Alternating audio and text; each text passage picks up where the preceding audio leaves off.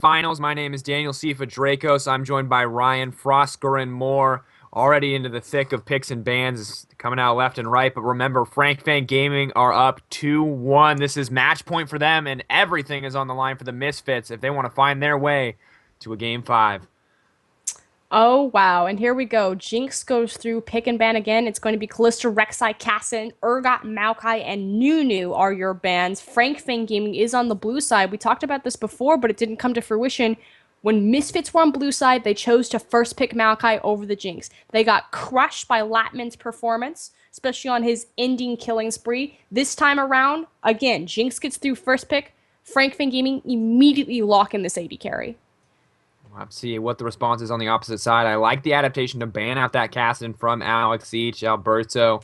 Figuring out what to pick in the jungle. Gragas is available. Rek'Sai, of course, taken off the board as well as Nunu, but looks like the quick Gragas and Thresh lock in for the side of Misfits. Ramelia finally getting her hands on her #1 champion, the only champion a lot of people know her for, and let's see if the Thresh Queen can show up.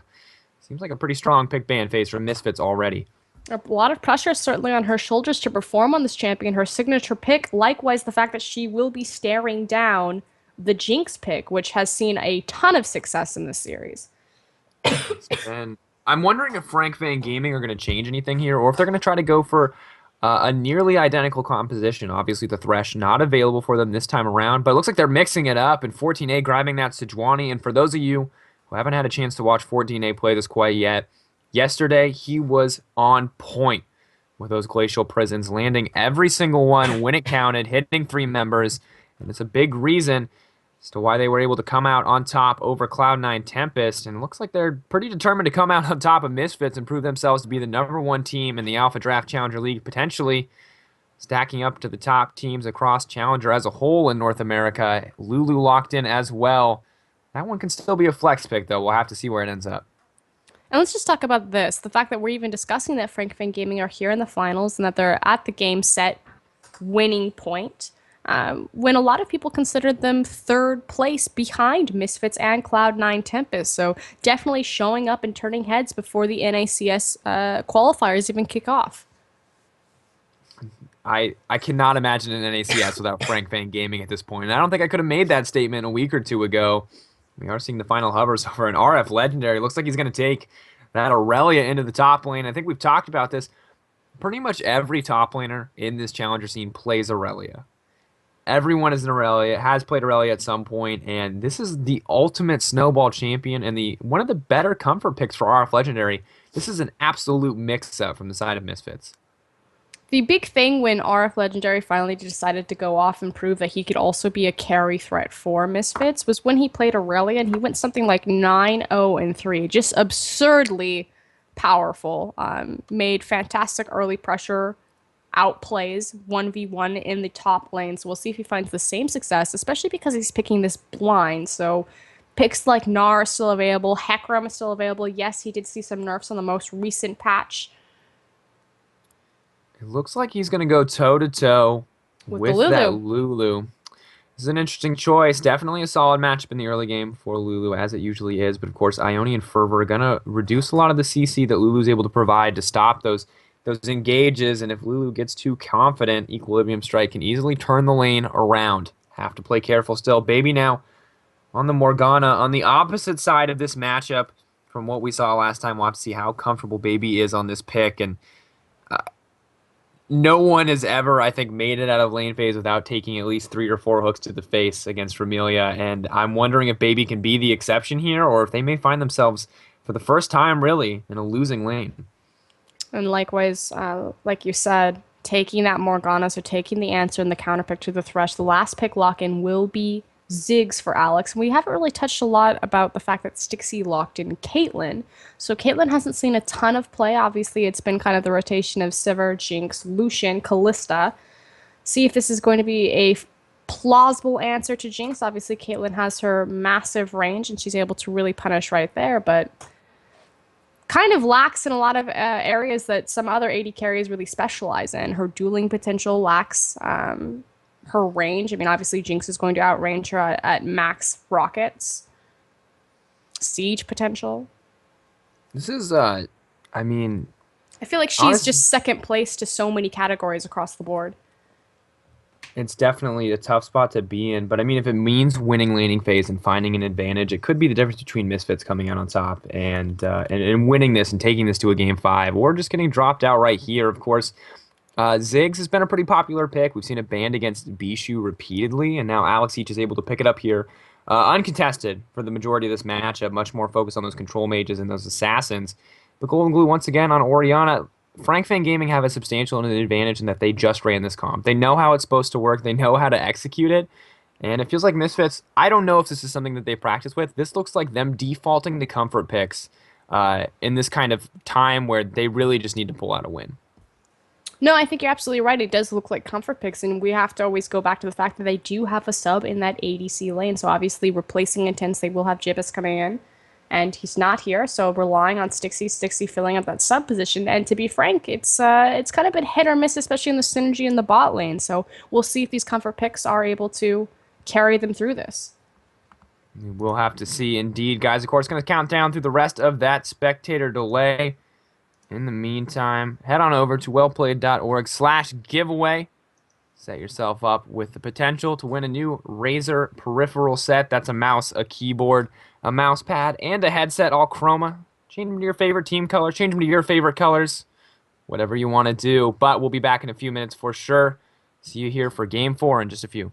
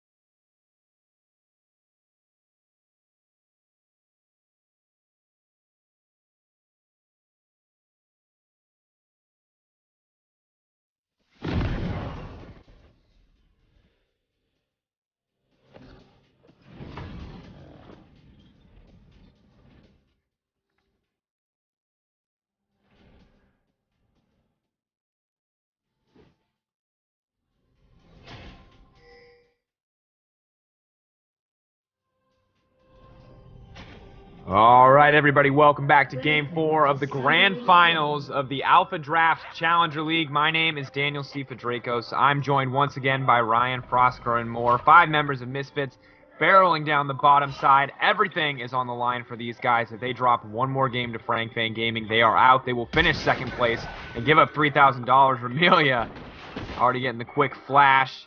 We won't even go through the lineups. You guys know what's going on. You know what's at stake. A massive difference between these two teams and the most aggressive level 1 we've seen throughout this whole series.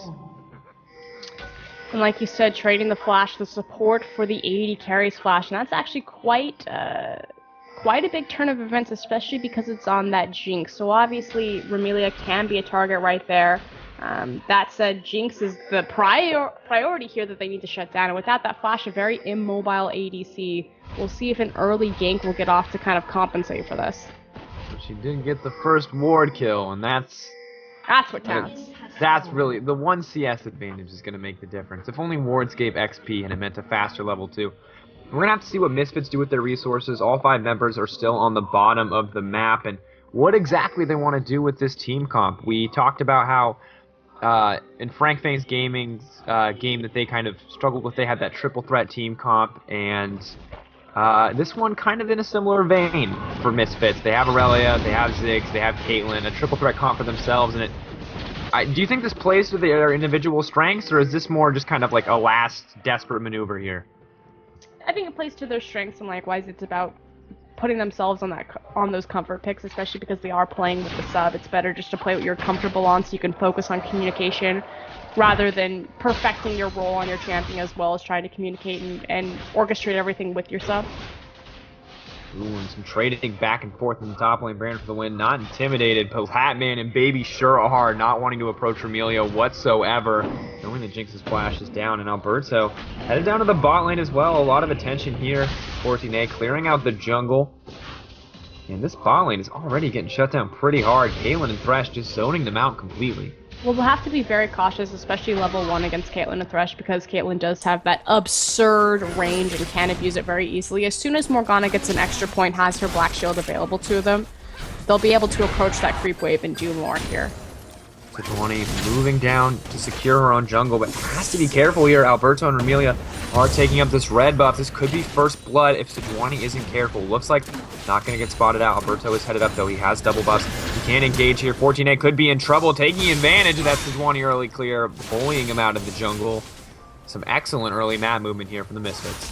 And obviously, just abusing the fact that Sejuani has such a weak and very slow early clear. It was also a beautiful pathing by Ramelia to make sure that she dropped vision and left the lane through the back of it, as opposed to walking out in front of the creeps. So they had really no idea that Thresh had entered to help leash that red buff. So great play from both Alberta and Ramelia to make that steal possible and to force the flash at a 14A.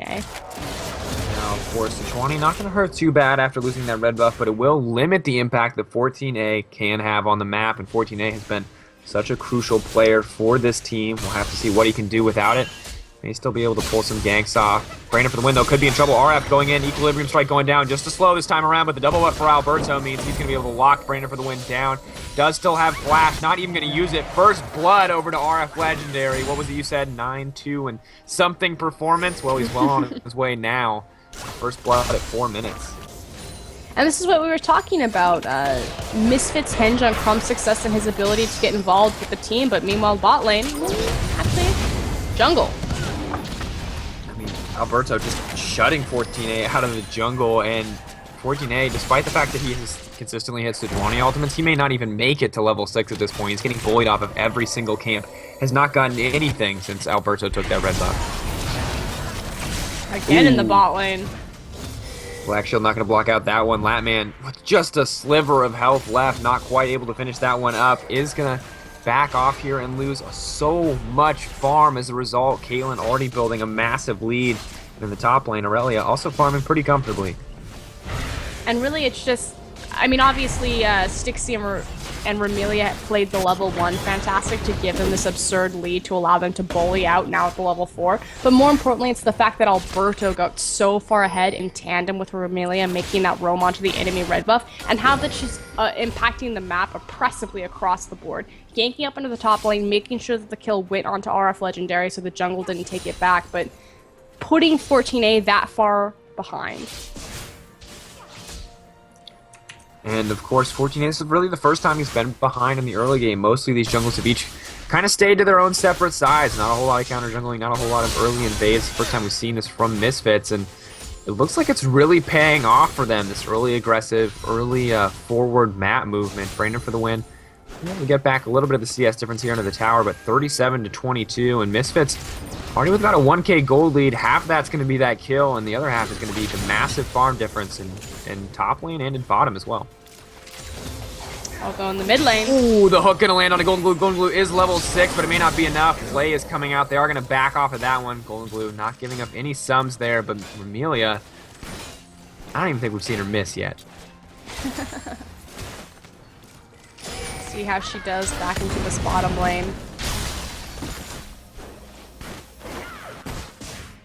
Kind of just a passive early game from both sides. Of course, Thresh moving down. Brandon for the win, still suffering in these trades. RF going huge here. He could find the kill. Flashing in for that one. Not going to be able to finish it off, though. Trade of flashes there for both these guys. Teleport down for Lulu, though. Alberto going to find this one. 14A. Not going to be able to get anything back in response. And RF pushing in as well means 14A is going to have to run here. And the early snowball from Misfits is insane. We've yet to see this from them today, and it's working out so well in their favor. This is the Crumbzz that we were expecting, the one that we were calling for at the beginning of this series. It's so key to Misfits' success that he get involved as early as possible, making these early game plays, being on a champion like Gragas, and just dominating the map. Yeah, Sejuani not really fitting his style. He plays it like an herbivore, and it just doesn't work out for him. But now on Gragas, able to make so many plays, able to crush 14A Sejuani, and kind of that Rek'Sai ban turned against them as they're forced onto a more defensive jungler start. And we'll have to see what 14A can do moving forward, but right now, they're just so far behind already. Just a massive difference in gold here, and difference in items in the bot lane as well, as Jinx goes down to about a 20 CS deficit. That said, the answer for Fang Gaming is to turn onto this dragon, so we do see their top laner, Brandon for the win, as well as 14A on the pit. There's 0 wards from Misfits, so this should be a free, easy objective. Showing confidence with the gold lead, of course, now extending to about 2K after that second kill. Getting a little something back from the dragon. Lulu will have TP to make it back to the top lane if Aurelia decides to stop freezing, but that wave kind of stacked against him as Aurelia just continues to zone Lulu off of this completely. She doesn't even need to be in top lane at this point. There is nothing for her there.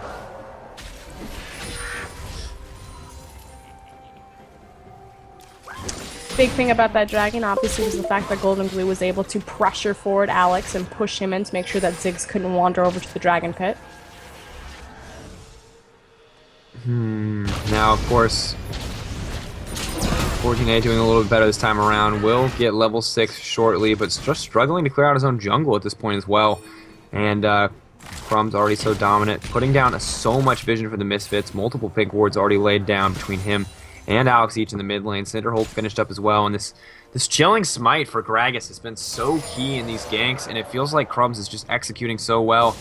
But still, I haven't seen Misfits transition this lead into really anything quite yet. Hook finds on Latman, but it is blocked by a spell shield. Like we said, Ramelia hasn't really missed any of these hooks, certainly living up to her signature champion or signature name as the Thresh Princess. And just look at how far back she can force Latman and Baby to stand, just threatening with that death sentence. Brandon for the win. Backing out of that one. Alberto hanging off to the side here. May be able to find something. We'll have to see. Playing so aggressive, putting so much pressure on the top side, and it's clear that it looks like this team that has talked it out and said, RF Legendary, we want you to carry. We want you to find it there. Batman, though, in trouble himself. Ooh, coming in with the Soul Shackles. He may find something. The Goss going down. Oh, the 90 caliber net coming in, wow. But it's not going to be enough. A beautiful combo from this team, and Fang Gaming has never looked better than in that instance. Tying it up in the kill score instantly, and now moving to take this bottom tower as well.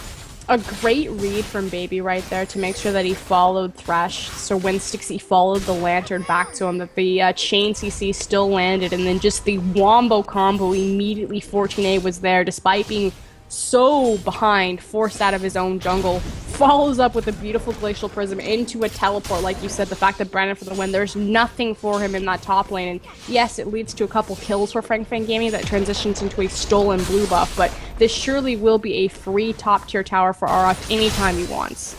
Yeah, and you got to keep in mind that the advantage present right now for Misfits is all RF Legendary. It is all that 44 CS lead, 45 CS lead, and it's only going to continue to grow too, as Lulu's just really going to struggle here. Level 6 Lulu to level 9 Aurelia. That is absolutely insane. Well, it doesn't necessarily mean anything if RF isn't in any of these team fights, which I think is what you were trying to imply at the very beginning there, is the fact that Brandon for the win teleported down, but RF didn't follow, and so this lead, if he's not in any of the team fights, pretty much means nothing. Definitely, but of course, Alberto trying to push this pick further and further ahead here. Lulu just backing off of that one, getting a good read on the jungler to back off here, and I've never seen a top laner completely isolated out of their lane, and this is exactly what's happening here, is Lulu can't even find a jungle camp to get. Dropping down a little bit of vision to hope to give him some respite, but it's not going to be enough, and 93 to 47 now as the CSC continues to grow, a 50 lead in the favor of RF Legendary. Well, it's so dangerous even right now for Brandon for the win to approach his tower now that the wave is crashing down onto it. He pretty much just wants to give it away to RF Legendary. Make sure that he pushes it and then freeze and hold it, which is why we see him kind of returning to that mid lane, simply because if he was on the top tower, there's nothing to stop RF from diving him, especially because Alberto is also kind of threatening underneath. Definitely. We'll have to see if he can find his way back to top lane now that that tower is down. Maybe find a little bit of safe farm. If he can freeze it out, of course. Bot lane still remaining relatively even. The massive CS difference mitigated mostly by that kill. Actually, a slight gold lead for Jinx due purely to that early Avarice Blade. So relatively even on both sides. We'll have to see if they can find another gank here. Stixxay in trouble. He does get locked down by the binding. Not sure if it's going to be enough. Is going to make it out of that one. Flash coming out for Latman. Hook coming in as well, but the Black Shield going to stop that. Flash traded for Flash, and neither side going to walk away with anything. But Latman and Baby already looking stronger and stronger as we move forward in this game. Beautiful lantern from Remelia to allow 60 to walk away from that. Unfortunately, a mechanical fumble from Latman. He actually had his auto attack primed and ready to go before he released his rocket, but he canceled it, released the rocket. If he had just let it go, he would have gotten the kill right there. But great response from Remelia to pull her AD carry to safety. Well, now this bot lane's looking pretty strong. The CS just about evened up, and Jinx slowly and steadily building a gold advantage. Caitlyn picking up an Avarice Blade of her own. Still a 300 advantage over this Jinx, and that could be the difference between a completed Infinity Edge and one not having. Of course, the boot's also present, though. So we'll have to see, but I feel like the first AD carry to finish Infinity Edge is just going to have such a massive advantage. Well, anytime you introduce crit into your damage output, you effectively, or you theoretically, can double the damage that you're putting out. So it's definitely a massive power spike. Let's see. Could get collapsed on here. Thresh and Gragas on the backside. Of course, Aurelia here as well. They have to be careful. I don't think they know Aurelia is here. 14A getting hooked. Black Shield coming in. It may not be enough. RF has the Trinity Force. Is so powerful right now. Dragon spawning in just a few seconds. Are they going to be able to find the engage, or will they back off here?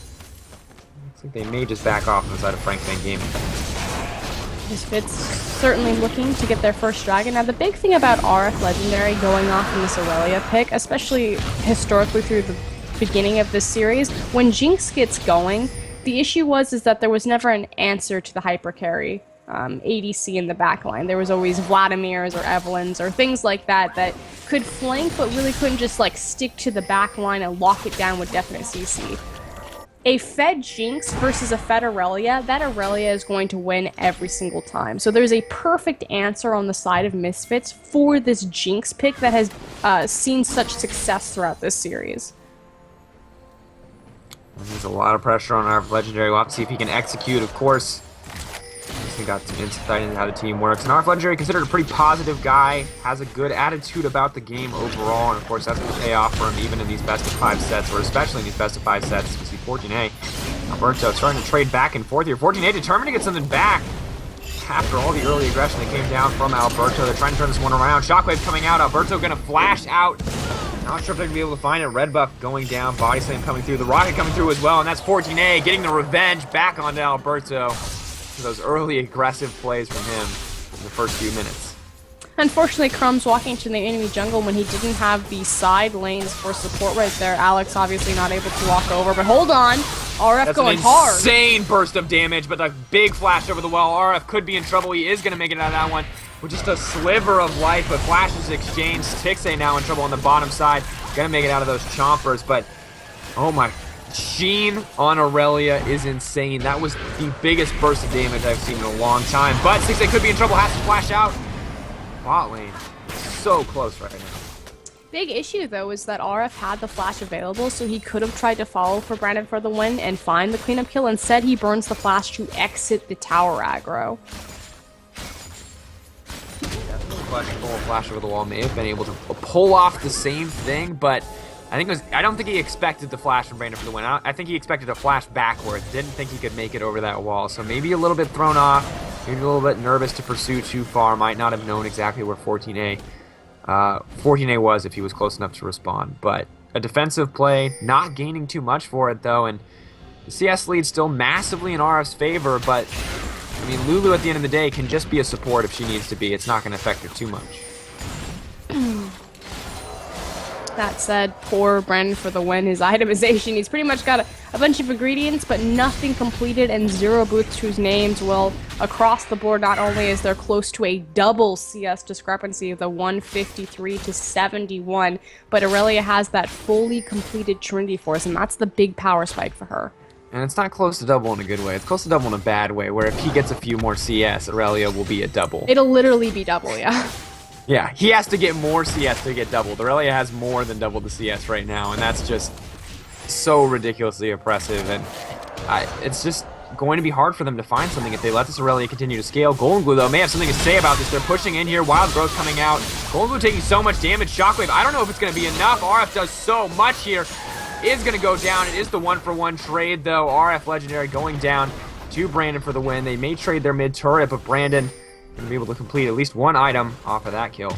Completely worth for Misfits right here. I mean, at this point, if your top laner is so big that the enemy team needs to expend multiple resources to deal with them, and you get free damage or a free tower or free whatever in response, you'll take that trade every single time. So Misfits are in a perfect position right here. Tell us the Gragas Barrel coming out, trying to see if he can take away those creeps as they go in onto Alberto. The pass coming off over the wall, trying just to steal something. Not going to get it. Alberto could be in trouble. Ooh. Coming in there on the ace in the hole, but not going to find anything. Amelia missing her first hook on the predictive hook. Of course, didn't know where that target was. Ooh, rocket? Rocket. Nope. Ooh. So close. Stixay every time with those bindings. Don't know if it's going to be enough. Not able to make it there. The flash in. Gonna get the lockdown. Once again, the wombo comes through. Rinse and repeat for Fang Gaming. A beautiful coordination of ultimates there, and I thought for sure maybe had traded his life for nothing, but they find something back. RF, though, is in this fight. Amelia lands the hook when it counts. The play coming in. That's one dead Jinx. RF Legendary unstoppable now as he rips through this lineup. No one there to shut him down, and 3-1 and 2 that scoreline. The creeps just aiding him in his pursuit of 14A, walking out of that shockwave. Amelia, another hook, finds it onto Golden Glue. RF can go in here, has to be careful. Ripping through them as well. RF Legendary 4-1 and 2. That's one fat Aurelia.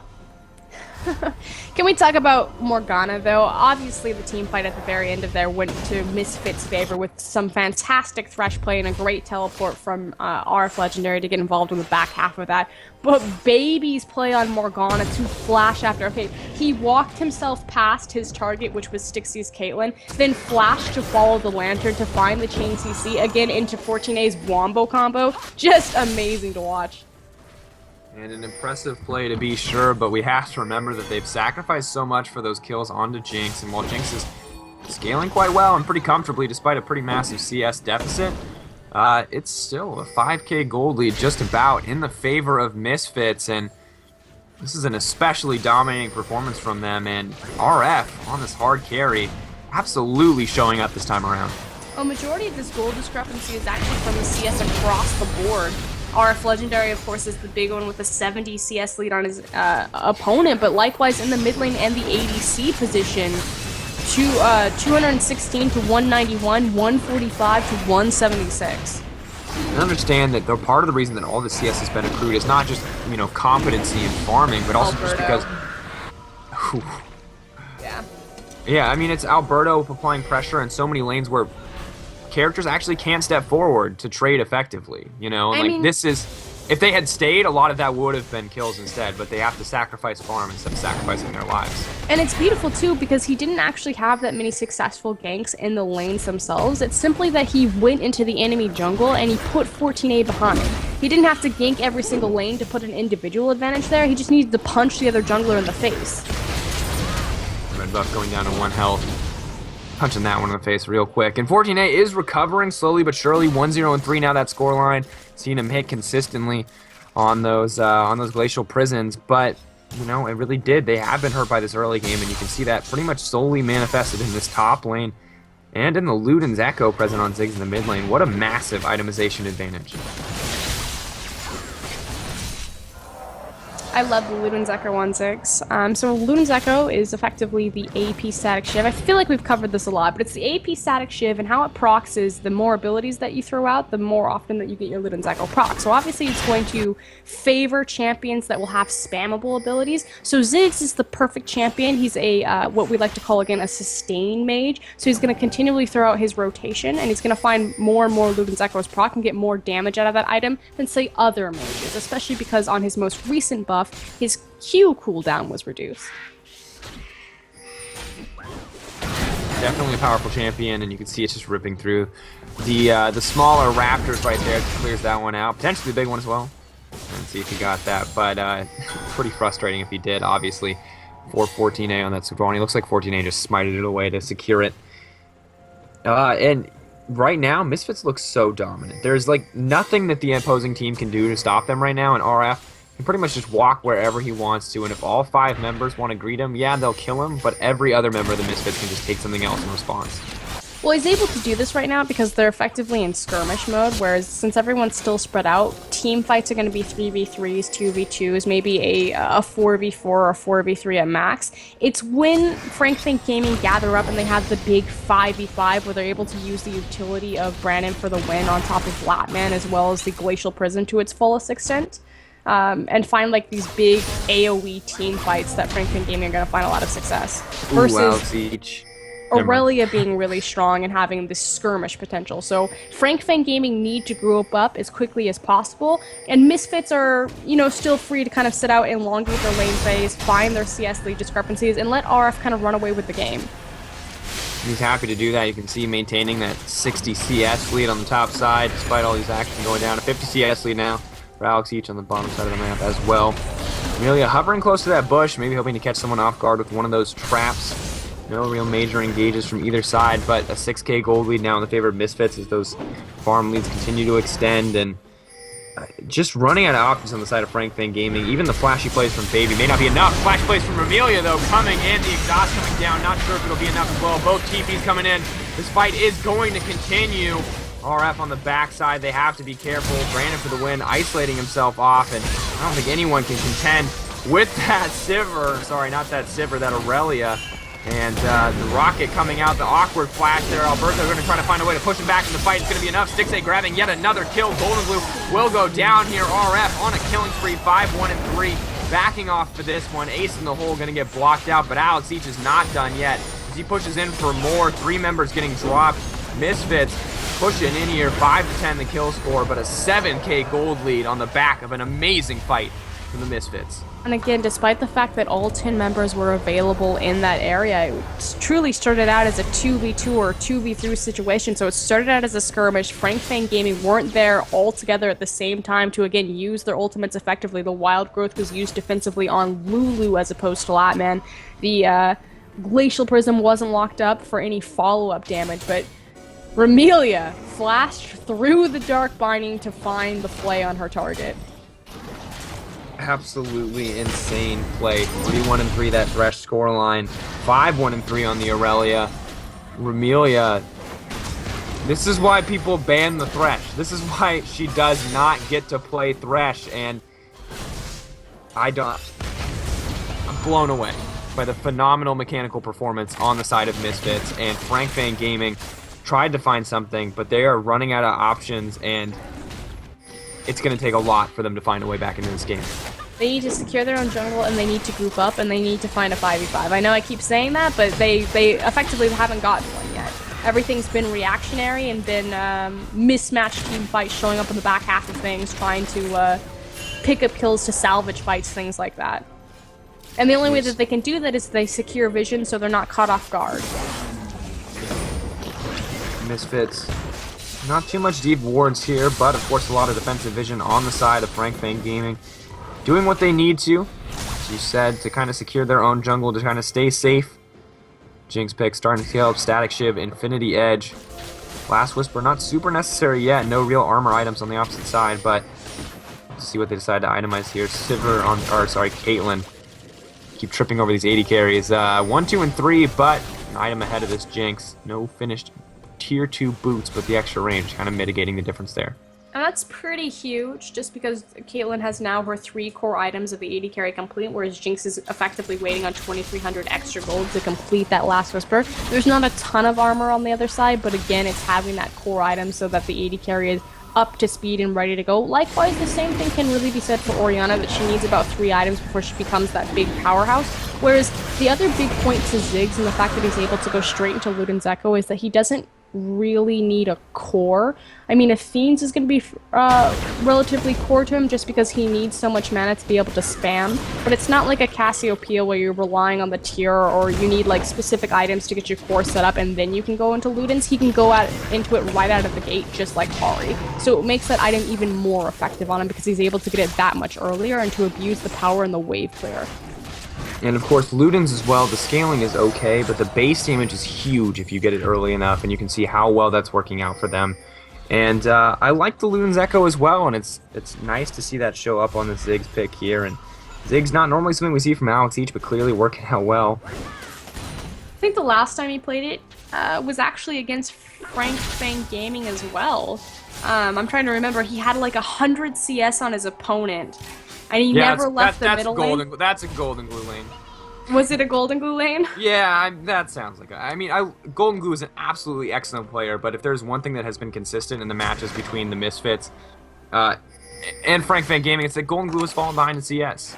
And yeah, that was definitely the Frank Fang Gaming game. It was a tough loss for them for sure, but Alex Each on that Ziggs, you know, you have to be careful what you give him and what impact you let him have.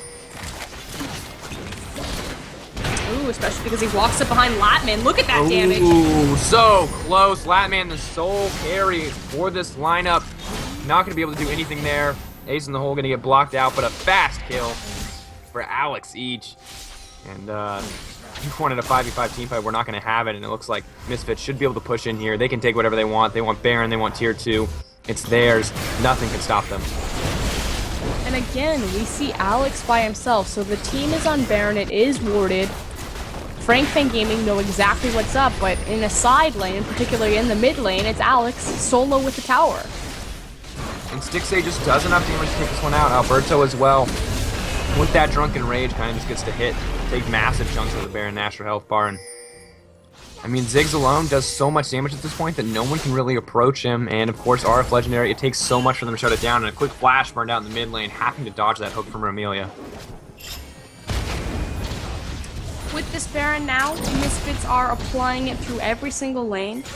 The most important tower on the map for them, as far as control is concerned, would be that second tier mid tower. So we'll see if they consolidate their resources there and look to push that one down. It is very low health. 10k gold advantage. Clearing out the waves the best they can. No member there to give them the Baron empowered buff. Not sure exactly what Misfits are trying to go for here. This is match point for them, and we've talked about in the past how they like to get the 5 dragons into the Baron, into the Banner of Command. And I mean, if there's a game that's appropriate for you to do that, it's the game where if you lose, you're out. So won't be surprised to see them play it slow here. I don't think they have to with this 11 or 10k gold lead, but they might, just to be safe. do have a bit of a technical issue with the players. We'll be sure to get right back into the game as soon as possible. A summoner has reconnected.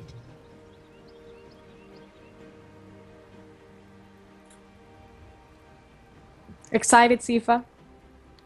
Tired, but very excited. I never thought Game 5. I thought maybe Game 4. I thought we might get here but if we get to Game 5, if Misfits can close this out, this will be without a doubt one of the most hyped sets I have ever cast. I mean, just think about all the turnarounds that we've seen. The beautiful team fights, the beautiful engages from Fang Gaming, and just the same on the opposite side for Misfits. It's absolutely crazy how well these guys can execute these team fights, and I'm just seriously impressed by both these lineups. We are back in game, however. There were some pings up to the top side on that from Misfits right there. So we'll see how they manage their resources around this map and look to pressure down these two towers. Of course, Misfits, incredibly strong with this Baron buff, continue to push in. They have a strong team, competent in sieging and Stixay, tanking the necessary turret shots to make that one happen. And it's going to be hard for Misfits, or sorry, not Misfits, Fang Gaming to do anything to defend this. Ziggs just does too much damage. A rocket coming in, try to discourage anything further, but look at those health bars just disappear under the power of Alex, each that Lugen's Echo and that Death Cap. Oh, the engage on a 60, though. They may find something. That is the pick. We'll have to see if they can follow it up with anything else. 14A. Blackstone coming through. Ramelia on a rampage now. 4-1 and 3, and RF on the bottom side. So they find a kill, but what is it really worth as they lose this inhibitor? It looks like they may lose the mid lane turret next. Berto has to be careful here, though. The issue, though, is that RF Legendary is still so strong. So yes, they did pick up a free kill, but like you said, at what cost? They lost their inhibitor, and unfortunately, if this Aurelia is in a team fight, they completely have to just let it go, especially with so many key ultimates down. The Shockwave and the Glacial Prism no longer available to trade for Stixie. And if only it was Frostblade Aurelia, let it go would be the perfect joke, but it's not. I'll sing. Don't do it. It's been too long of a day of casting. I will be overwhelmed, as Golden Glue clearly overwhelmed himself. The raw damage output from Alex Each is just you ever Ziggs is that sustained damage, that zoning champ. He does a lot, but getting one shot by a Ziggs is never how you expect a game to go. So Golden Glue left wondering what's going to happen here, and Misfits just slowly but surely closing out this game. I think Prawley said it best, obviously a big Ziggs player when he was playing in the LCS. He said, Ziggs is one of those champions where everyone thinks that he's supposed to be played defensively and everyone plays him defensively as kind of the passive sit-back and farmer. But if you look at his kit, he believes that everyone plays Ziggs wrong because Ziggs has so many tools to play aggressively. He's got the added damage on his auto attack. He has the satchel charge, the ability to jump into people or to kite back from people, so just kind of curious, and we saw Alex go full man mode on his Ziggs right there. A perfect choke point ultimate, seeing that Golden Glue had walked in between that narrow tree corridor so that there was zero escape from the Mega Infernal Bomb. And there's just nowhere safe for this lineup to be. You misstep, you're gonna find Alex Each, and he's gonna one combo you down, or you're gonna find RF Legendary, and he will kill everyone if you don't have all your cooldowns available. And this is what a 12k gold lead looks like with an Aurelia on your team. There is nowhere safe for Fang Gaming, and they're clearing out these waves on the top side, but all those towers are going to be gone in just a matter of minutes. Misfits looking absolutely unstoppable. And then the question becomes, how do Fang Gaming change up their lineup for the next game? Because it looks like this is surely going to go to a Game 5, and I feel like the answer is it's really 14A and Crumbzz performance that have dictated the majority of these victories and or defeats, and it's really in the early game playmaking.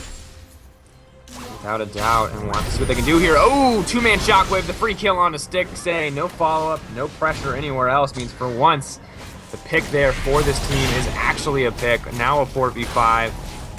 Said we'd see this tower go down in a few minutes. Looks like we might have a bit of a delay on that. Stixay getting picked off. No good for the Misfits lineup. Have to see if they try to go in anyway, though. Jinx forced to clear out the waves here. Has to back off from this tower. Golden Glow doing his best. It's always very difficult and very terrifying to siege into an Orianna, especially one that has her 3 items complete, the Athene's Death Cap and the Void Staff.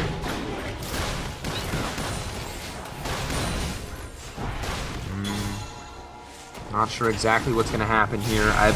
This could go wrong in an instant.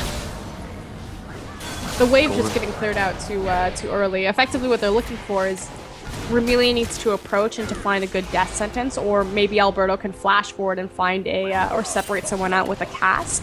But because the wave is just getting depleted too quickly, it's just left for Alex to continue to poke down, and hopefully they'll whittle away at the tower, but unfortunately they're just not connecting with any of their skill shots. And I'm wondering if there's any hope left for Frank Fang Gaming. They are clearing out the waves, but is it enough? No, there's no wave clear here this time around. They finally find the circumstance. Are they going to be able to take this one out? The hook lands onto 14A. He could go down here, not taking too much damage. But our legendary is on the bottom side of the map. Ooh, a massive spike there on that Mega Inferno Bomb. Shot coming in as well. Oh! Baby! Impulse to block his support there, but giving his life for nothing. And this is surely going to be Misfits ending the game as they grab the tower, push in for the third inhibitor. Try to find the engage here, though. Stixay in trouble. Going to get out of that one. Making his way away from that. Alberto, the sole target of that shockwave, getting taken down. Everything balanced on a knife's edge here, but our legendary is pushing down the mid lane. He's taking out those inhibitor towers, and no one can stop him. Only about a quarter of his life bar being ripped through here. Alex each waddling away from this Jinx. Not to make it out, but doing so much damage as well. RF bursting into the back line, taking them down, and Misfits taking this one to a game 5 as they now start to clear in. Golden Glue getting cleared out, the members getting taken down, but this is Misfits ending the game in dominant fashion. And ladies and gentlemen, we are going to a game 5. And really it was on the confidence of Alberto, Crumbzz, and RF Legendary. 6-1-3 on that Aurelia scoreline, shown time and time again that is his